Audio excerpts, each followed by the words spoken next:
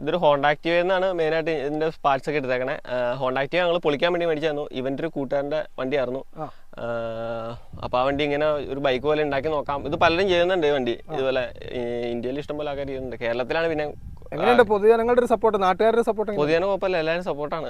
റോഡിൽ ഇറക്കുന്നില്ല? റോഡിൽ ഇറക്കുന്നില്ല. ചോപ്പർ ബൈക്കുകൾ നേരത്തെ പോലെ ഇഷ്ടമാണ്, അതുകൊണ്ട് ചെയ്താണ്. ചോപ്പർ ബൈക്കിൽ ലുക്ക് ചെയ്താണ്. ശരിക്കും പറഞ്ഞ ഒരു ഹോണ്ട ആക്റ്റീവ ഇങ്ങനെ ഒരു വണ്ടി, ആ ഒരു ഐഡിയ എങ്ങനെ വന്നു? ഇത് നമ്മുടെ കേരളത്തിൽ കേരളത്തിൽ ചെയ്ത് കഴിഞ്ഞാൽ പണി കിട്ടും. റോഡിൽ ഇറക്കാറില്ല കേട്ടോ, പ്രത്യേകം നോട്ട് ചെയ്യുക. ഈ വണ്ടി നമ്മൾ റോഡിൽ ഇറക്കുന്നില്ല. റോഡിൽ ഇറക്കാറില്ല. ഹോണ്ട ആക്റ്റീവയുടെ തന്നെ ഫ്രണ്ട് ടയർ ആണ്.